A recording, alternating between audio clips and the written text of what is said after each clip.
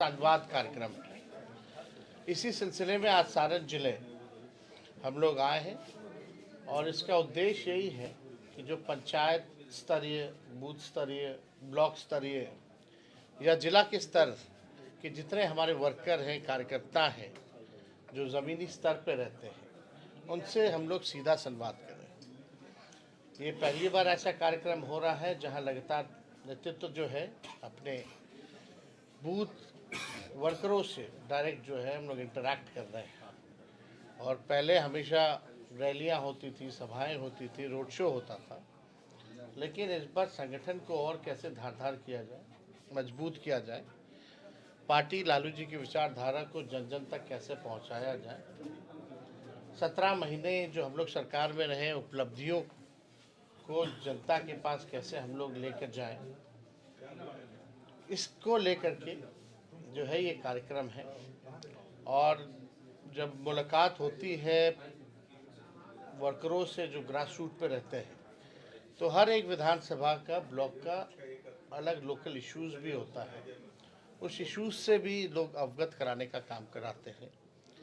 इसी आधार पर आप जानते हैं कि महिला संवाद भी हम कर रहे हैं। हर जिला में महिलाओं से भी लगातार बात हो रही है और इसी फीडबैक के क्रम में ही जब महिलाओं से बात होने लगी तो महिलाओं का था कि सबसे ज़्यादा महंगाई की मार वो झेल रही है। घर में, परिवार में कोई बीमार पड़ जाए तो घर चलाना मुश्किल हो जाता है। पलायन बहुत बड़ा इशू है। किसी के बेटे, किसी के पति, किसी का पिता पलायन करते हैं, दूसरे राज्य जाते हैं, तो सारा भार जो है महिलाओं के कंधे पे आ जाता है घर चलाने का। और इस महंगाई के दौर में उनको राहत मिलनी चाहिए। तब हम लोगों ने इसी फीडबैक पे हमारे दल ने तय किया कि हम लोगों की सरकार बनेगी तो 1 महीने के भीतर माई बहन मान योजना की शुरुआत करेंगे, जिसमें डायरेक्ट 2500 रुपये प्रति माह माताओं बहनों के खाते में जाएगा। इसी क्रम में जब बुजुर्गों से बात होने लगी, जब वृद्धा लोग हैं, महिला हैं, उनसे 400 मिलता है पेंशन, और 400 मिलता है तो वो भी समय पर नहीं मिलता है, 400 से महंगाई में क्या हुई। तब हम लोगों ने तय किया कि सामाजिक सुरक्षा पेंशन, चाहे दिव्यांग भाइयों का हो, चाहे विधवा पेंशन हो या वृद्धा पेंशन, झारखंड में 1000 रुपये है, यहाँ 400 रुपये है। तो हम लोगों ने तय किया कि 400 से बढ़ा करके हम लोग इसको 1500 रुपये करेंगे। अब कार्यकर्ताओं से बात होती है तो स्मार्ट मीटर की बड़ी समस्या है लोगों में। बिहार में बिजली सबसे महंगा बिकता है और देशों के मुकाबले। तो हम लोगों ने तय किया कि 200 यूनिट फ्री में बिजली लोगों को हम लोग उपलब्ध कराएंगे। तो ये चीज़ें जो फीडबैक छान के जो आती है, और इसके बाद एक बार, क्योंकि अंतिम चरण में है पूरा कार्यक्रम, उसके बाद 2-4 जिला बच जाएगा, तो उसके बाद हम लोग जो है पूरा बिहार घूमने के बाद हमारा क्या विज़न है, क्या रोड मैप है, क्या ब्लूप्रिंट है, बिहार को अव्वल राज्यों में कैसे हम लोग ले जाएं, चाहे किसान हो, मजदूर हो, महिला हो, पुरुष हो, बुजुर्ग हो, बच्चे हों, खिलाड़ी हों, व्यवसायी हो, इंडस्ट्री की बात हो, आईटी की बात हो, पलायन की बात हो, गरीबी की बात हो, बाढ़ सुखाड़ की बात हो, हर तरह की चीज़ें जो हैं इसमें हम लोग ब्लूप्रिंट में रखेंगे, सभी के लिए काम करेंगे और जनता के सामने इसको हम लोग पेश करेंगे। हम लोग 17 महीने के सरकार में थे तो 20 में हम लोगों ने कहा था कि 10 लाख नौकरी देंगे, लेकिन सरकार नहीं बनी। और जब बनी तो हम उप मुख्यमंत्री रहे, उस समय 17 महीने की सरकार में ही 5 लाख लोगों को नौकरी मिला, 3 लाख नौकरी प्रक्रियाधीन हुई, पेपर लीक नहीं हुआ। हमारे सरकार में रहने से पहले और रहने के बाद लगातार पेपर लीक होता गया। नीतीश जी के और एनडीए के राज में आप देखिएगा, चाहे मैट्रिक का परीक्षा हो या बीपीएससी का परीक्षा हो, लगातार पेपर लीक होता गया। हम लोगों ने वादा किया था मानदेय बढ़ाएंगे, तालमी मरकज़ हो, विकास मित्र हो, टोला सेवक हो, आशा हो, ममता हो, आंगनबाड़ी हो, हम लोगों ने शिक्षामित्र हों, उन सबका हम लोगों ने मानदेय भी बढ़ाया। हम लोगों का पुराना मांग था जाति आधारित गणना कराने का, वो हम लोगों ने कराया। आरक्षण की सीमा 65% करने का, वो हमने किया। और 20 साल से सरकार को, 18 साल से पता ही नहीं था कि राज्य को आईटी पॉलिसी की ज़रूरत है, स्पोर्ट्स पॉलिसी की ज़रूरत है, टूरिज़्म पॉलिसी की ज़रूरत है, वो हम लोगों ने किया। छपरा में हम लोगों ने एसटीपी भी देने का काम किया। पहले कार्यकाल में ये डबल डेकर भी हम लोगों ने दिया। इस बार हम लोगों ने 4 जो है बाईपास हम लोगों ने दिया, चाहे गरखा का हो, अमनौर का हो, परसा का हो, मढ़ौरा का हो, या रिविलगंज से डोरीगंज तक का हो। तो हम लोगों ने जो काम किया है, जो 17 महीने में एक नौजवानों के चेहरों पर खुशी थी, वही गांधी मैदान नियुक्ति पत्र मिलता था, एक साथ लाखों को नियुक्ति पत्र हम लोगों ने दिया। आज वही गांधी मैदान जेपी गोलंबर पे कुटाई हो रही है, छात्रों की पिटाई हो रही है। इस एनडीए की सरकार में निराशा है। लोग जो है आंखों में आंसू है, देह पे चोट का घाव है। हम लोगों के 17 महीने की सरकार में खुशी थी, उम्मीद था, तो हम लोगों ने जो किया। नहीं, कल की घटना आप देखे होंगे माननीय मुख्यमंत्री जी, जो महात्मा गांधी जी की पुण्यतिथि, जिसमें नथुराम गॉडसे जी ने महात्मा गांधी को गोली मारी, उस कार्यक्रम के दौरान जो राजकीय कार्यक्रम जो चल रहा था, जिस तरह से माननीय मुख्यमंत्री जी ने ताली मारी, या उससे पहले आपने देखा होगा कि माननीय मुख्यमंत्री जी बोले कि पहले कोई महिला कपड़ा पहनती थी, या उससे भी पहले आपने देखा होगा कि किस तरीके से जो मंच का संचालन करती है महिलाएं सरकारी प्रोग्राम में, उसको पकड़ लेना, या उससे पहले आपने देखा होगा जिस बात विधानसभा में जिस प्रकार का उन्होंने वक्तव्य दिया, जिस प्रकार से आपने भी देखा होगा कई कार्यक्रमों में 2 मंत्रियों को पकड़ के टीका लड़वाना। अब ऐसा लगता है कि माननीय मुख्यमंत्री जी अब योग्य नहीं रह गए हैं बिहार को चलाने में, अब वो सक्षम नहीं रहे। और एक अद्भुत है, कल तो मुख्यमंत्री ताली मार रहे थे, स्पीकर रोक रहे थे, लेकिन मुख्यमंत्री एक ऐसा डिप्टी सीएम, लोल डिप्टी सीएम को बनाए हैं कि वो भी ताली मारने जा रहा था, वो रुक गया 3-4 बार मुख्यमंत्री जी ताली मारे, तो बेचारा जब तक वो शुरू कर रहा था मुख्यमंत्री जी रुक गए, नहीं तो 2-4 और ताली मारते मुख्यमंत्री जी, तो वो भी पीटने लगते। मतलब आप समझ सकते हैं कि किस प्रकार से बिहार जो चल रहा है। 200 राउंड गोलियां बिहार में चल रही हैं, अराजकता का माहौल है। लोग प्रेस कॉन्फ्रेंस करके मीडिया में बयान दे रहे हैं कि हमने चलाई है और चलाएंगे। आरा में, भोजपुर में परसों हुआ, और अभी शायद मुजफ्फरपुर में कल की घटना है वहाँ। यानी बिहार में ऐसा कोई दिन नहीं है जहाँ 500 राउंड गोलियां नहीं चलती हो। बिहार में प्रतिदिन 500 राउंड गोलियां चल रही है।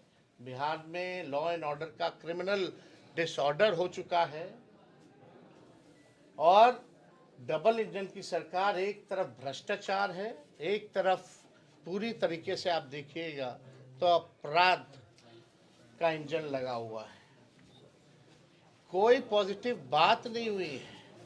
एक पॉजिटिव काम बता दीजिए, 1 साल से ज़्यादा हो गया इस नई सरकार को, कोई काम अगर इस सरकार ने किया हो तो। ये पूरी तरीके से भ्रष्टाचार का अड्डा हो गया है। और मुख्यमंत्री जी के हालात को देखते हुए हमने बार बार कहा है कि असली सुपर सीएम जो है वो डीके बॉस है, और डीके बॉस जो है वही जो है बिहार को चलाने का काम नहीं बल्कि बर्बाद करने का काम कर रहा है। और आने वाले दिनों में उनका काला चिट्ठा जो भी है डीके बॉस का, वो हम लोग खोलने का काम करेंगे। और आने वाली सरकार उनकी पीढ़ियों का भी, जिन लोगों ने भी बिहार को लूटने का काम किया है, उनके पीढ़ियों से भी वसूलने का काम करेगी, जिस प्रकार से इन्होंने बिहार को बर्बाद किया है। इसमें हम लोग कोई कोताही हम लोग छोड़ने वाले नहीं हैं। जिस प्रकार से ये लोग दुरुपयोग कर रहे हैं प्रशासन का, शासन का, पूरी तरीके से अफसरशाही लागू है। मुख्यमंत्री के कहने के बाद भी स्कूल का टाइमिंग नहीं बदला जाता है विधानसभा में, तो आप समझ सकते हैं कि मुख्यमंत्री की क्या हैसियत रहेगी। अब मुख्यमंत्री जो है अचेत अवस्था में आ चुके हैं, तो इसको लेकर के हम लोग जो है हर बार जो है इस बातों को हम लोगों ने रखा है, और आने वाले समय में जो है पूरा काला चिट्ठा, कहाँ कहाँ अमेरिका से लेकर के दुबई से लेकर के कौन कौन कंपनियां हैं, कैसे इन्वेस्टमेंट हुआ है, वो सब चीज़ जो है हमारे पास धीरे धीरे आ रहा है। एक बार इकट्ठा हो गया तो हम सारी चीज़ों का भंडाफोड़ हम लोग करने वाले हैं। बिहार को जिन लोगों ने लूटा है उन लोगों की, हम लोगों की आएगी सरकार तो इन लोगों को छोड़ने वाले नहीं हैं, या जब तक हम जिंदा हैं तब तक ये बात को हम भूलेंगे नहीं कि इन लोगों ने क्या किया है। तो बिहार में चाहे दो दो उप मुख्यमंत्री हों, और आश्चर्य की बात है कि एक मंत्री है, बहुत चहेते मंत्री हैं, एसी, मुख्यमंत्री की जो एसी है, वो कहते हैं कल की घटना पर कि मुख्यमंत्री जी महिला को देख के ताली मार रहे थे। अरे क्या बात कर रहे हैं भाई, किस प्रकार के बचाव कर रहे हैं आप?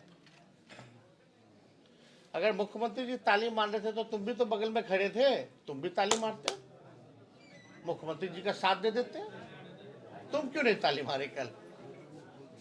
तो ये बात जो है अब बिहार जो समझ गई है, 3-4 लोग जो हैं लूट रहे हैं,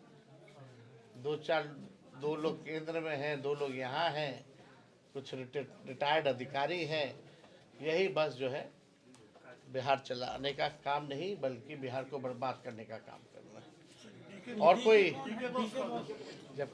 जब थोड़ा दिन रुक जाइए, बस ज़्यादा दिन नहीं, समय आने जो सदन अब अधिकारी में है कि मंत्री, विधानसभा अब चालू होने वाला है ना, विधानसभा चालू होगा तो हमारा फर्ज बनता है कि सबसे पहली बार हम नेता विरोधी दल हैं, बजट सत्र होगा, और जब खजाने की लूट हो रही है तो सत्र में हम लोग बोलेंगे विधानसभा में, तो आप लोगों के पास आ ही जाएगी।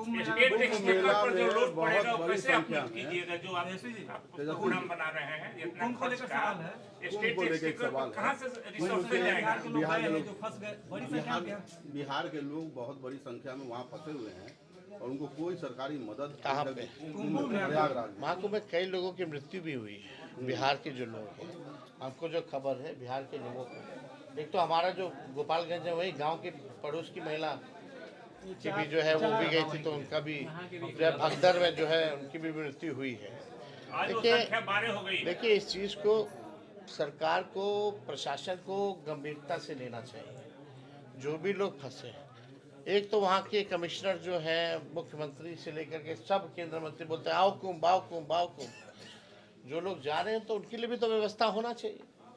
अगर व्यवस्था नहीं है तो आप जो है तरीका कोई निकालते, जब आपको पता है कि इतने संख्या में भीड़ आने वाली है तो उस हिसाब से व्यवस्था भी रखनी चाहिए।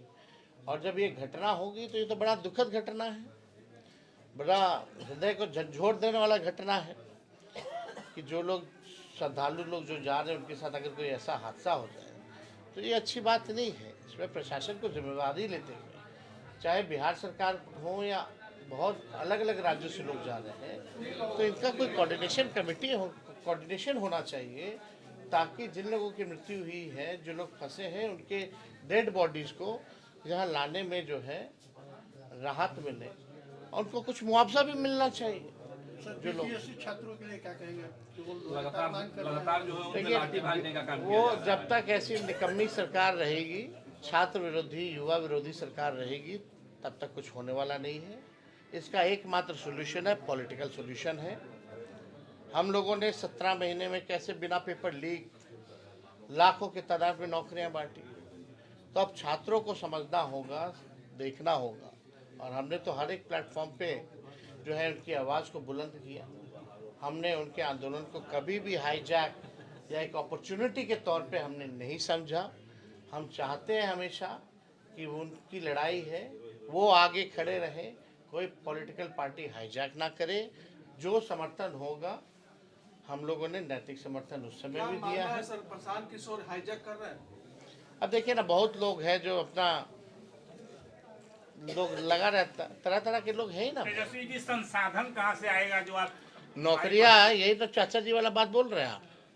बीच में चाचा जी बोलते थे कि पैसा कहाँ से आएगा, अपने बाप के पास से लाएगा। टैक्सेशन करें आप छोड़िए ना, जो होगा तो हम करके दिखाएं ना। आप लोग रिसर्च किए कि कैसे नौकरी मिल गया। अच्छा तेजस्वी जी, आप बताइए, आज वही मुख्यमंत्री कह रहे हैं कि हम 20 लाख देंगे, 25 लाख देंगे।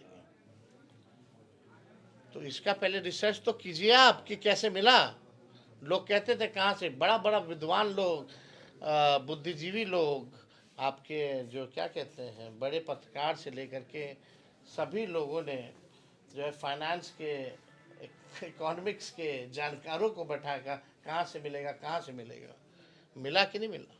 आज बहालियाँ निकल रही है कि नहीं निकल रही, वही प्रक्रिया दिन बहालियाँ निकल रही है। उम्मीदवार खोजे यात्रा जदयू। अब मुख्यमंत्री अपने यात्रा में 2 अरब 25 करोड़ 78 लाख रुपए खर्च करते हैं, तो कहाँ से आ रहा है।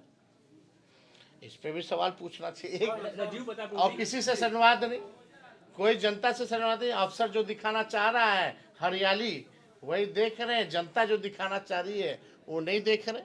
राजीव प्रताप रूढ़ी कह रहे हैं कि नीतीश कुमार के बयानों को जो ऐसे तरीके से देख रहा है गलत, उनके आंखों में पाप है जो नीतीश कुमार के बयान को देख रहे हैं गलत तरीके से। क्या बोल रहे हैं? अब किसके आंखों में पाप है? आपके आंख में पाप है क्या? आप नहीं देख रहे हैं क्या कर रहे हैं? राजद की पब्लिक, अरे आप लोग देख रहे हैं ना क्या हो रहा है भाई। हम अपने मन से बोल रहे हैं। जो अब महात्मा गांधी जी के पुण्यतिथि पर या विधानसभा में जो वक्तव्य है, या ये बोलना कि महिला कपड़ा पहले पहनती थी जी, मतलब वो तो बोलेंगे भी क्या भाई। टीटीएम तो करना है ना प्रधानमंत्री मुख्यमंत्री का, तब ना बने रहेंगे। अगला सवाल, ताबड़तोड़ तेल मालिश में लगे रहे हैं। अगला क्या बोलना है? भागलपुर में एक जदयू सांसद पत्रकार की पिटाई करते हैं और अब कल एक आप सांसद की पिटाई रहती है। एक बात समझ लीजिए, हम क्या बोल रहे हैं। अराजकता का माहौल है, गोलियां चल रही हैं डेली 500 राउंड। एक जगह जो है मोकामा में खुलेआम चल रहा है गैंग वॉर। दूसरी तरफ जो है भागलपुर के एमपी जो है वो पत्रकारों को पीट रहे हैं। और इधर कैमूर साइड में चले जाइए तो जो है जो दलित एमपी है उस पर हमला होता है। तो ये पूरी तरीके से कहाँ रह गया आप कानून व्यवस्था।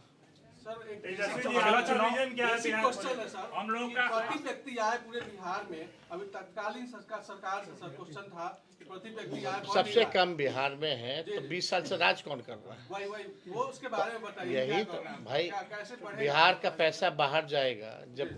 जब निवेश आएगा कहाँ से? जब डेली 500 राउंड गोली चलेगी तो कोई कारखाना लगाएगा, कोई फैक्ट्री लगाएगा? उनका कहना है कि आप समझे ना। मेरा सरकार हम लोग का सरकार कब था, वो दौर अलग था। ये अभी भी अब अलग दौर आया है कि नहीं? क्या आश्वासन राजद कंप्लीट कर ले। 25 में जब क्या है? बिहार में गोलियां चलेंगी, अपराधीकरण होगा, मुख्यमंत्री अचेत अवस्था में रहेंगे, एक बार भी कोई प्रयास किया इन लोगों ने कि बाहर जाए निवेश लाए? सर इंडी गठबंधन दिल्ली में जो है, निवेश आएगा कहाँ से? बिहार के लोग तेजस्वी जी, पलायन कर रहे हैं, बिहार का पैसा बाहर खर्च हो रहा है। तेजस्वी जी, एक सवाल है। प्लानिंग प्रोजेक्ट में डोमिसाइल नीति क्या लागू करेंगे जब आप मुख्यमंत्री बनेंगे? एकदम इस बारे में हम लोग गंभीरता से हम लोग जो है चर्चा कर रहे हैं। और हम लोग चाहते हैं कि बिहार के लोगों को बिहार में नौकरियां मिलें। इस डोमिसाइल नीति में अध्ययन किया जा रहा है, क्योंकि कुछ राज्यों में जो लगाई गई थी डोमिसाइल नीति, कोर्ट द्वारा जो है इसको खारिज किया गया। लेकिन इस पे और थोड़ा अध्ययन करने की ज़रूरत है, ताकि अगर लागू हो तो मजबूत ढंग से लागू हो, जैसे और राज्य। अगला विधानसभा 25 चीनी मिल क्या चालू हो पाएगी आपकी सरकार? चीनी मिल रीगा मिल हम ही लोग का कैबिनेट से चालू हो रहा है। ठीक है। तब तक चाचा जी